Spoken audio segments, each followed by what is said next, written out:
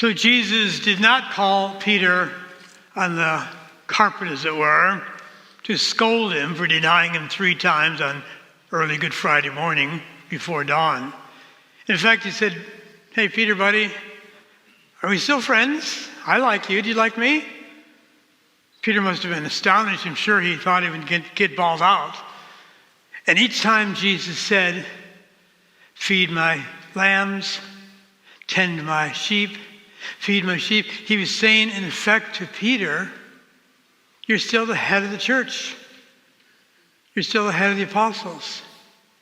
You're going to lead the church. He's what we would today call the first pope. Imagine Peter's delight.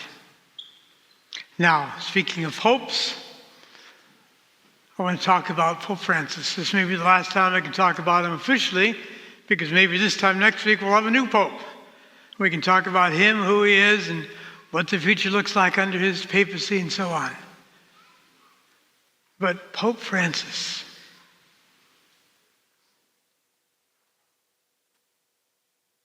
Buenos Aires. With that, Jorge Mario Bergoglio of Argentina was introduced to the whole world. And what an amazing pope he was. I think as soon as he was elected pope, within minutes, his electing cardinals realized this was going to be a different papacy altogether.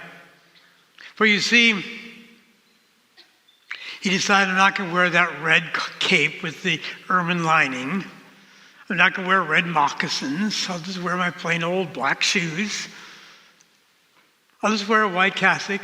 I can keep the cross over my chest that I wore in Argentina, Buenos Aires, as the Archbishop Cardinal there. I don't need a new cross just because I'm called Pope. They said, what about the ring called the Ring of St. Peter? He said, I want mine made of silver. I don't need gold. Silver is fine, thank you. What an amazing gesture. You see, there are 3 things I love about Pope Francis. First is his humility. He never took himself as someone special, just an ordinary guy from Argentina. And so when he went out to speak his first words, he didn't pontificate in a high, booming voice, brothers and sisters, children of God. Buenos Aires. Hi. People were shocked. And there were so many things he did to show his humility.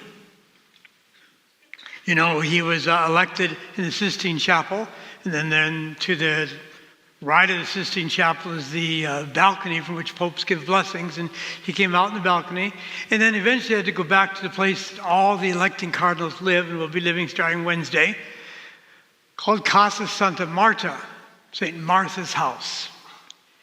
And he didn't have some fancy limousine show from over there.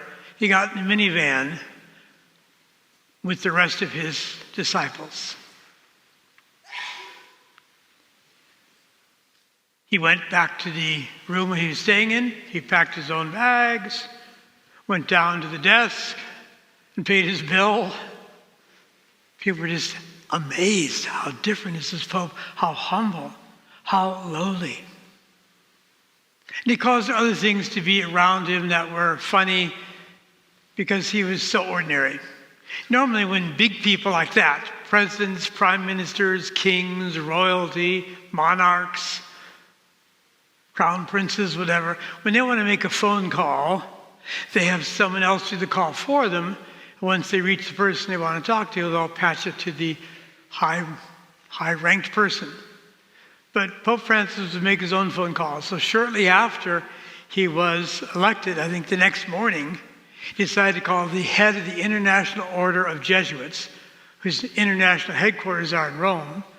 The head of the order at that time was the Father Gonzalez. So he calls the mother house of the Jesuits in Rome, and a receptionist answers and says, hello. He says, can I talk to Father Gonzalez? And the receptionist said, yes, who should I say is calling? And he said, Pope Francis. The receptionist said, yeah, and I'm Napoleon Bonaparte. And he hung up on him. So Francis calls back again and says, it really is me. Let me talk to Father Gonzalez, please. He was just that ordinary. He did the things that you and I do, never realizing how simple and ordinary man he was. A symbol of his inclusivity. He tried to bring more and more people into the church. He appointed a woman to one of the cabinets of the Vatican, the first time a woman has ever held that high position in the Vatican government.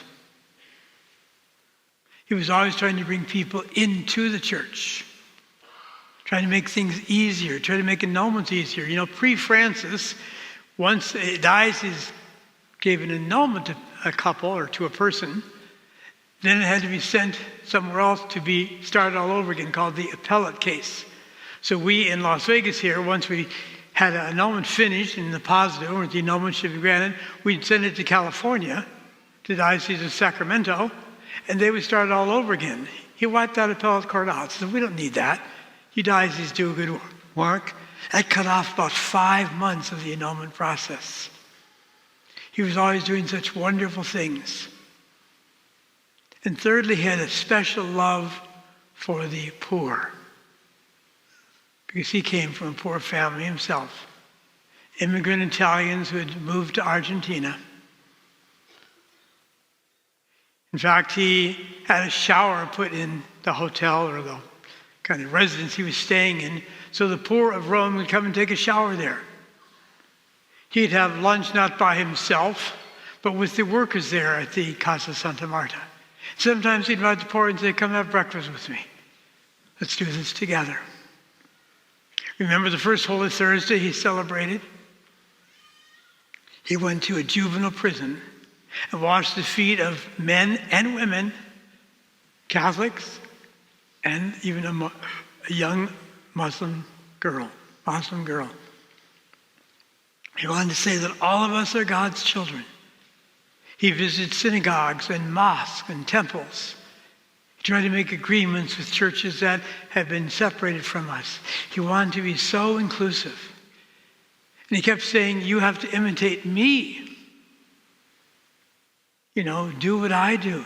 So he challenged priests and bishops. He said, get out of your offices, get out of your rectories, leave the altar, and go where the sheep are.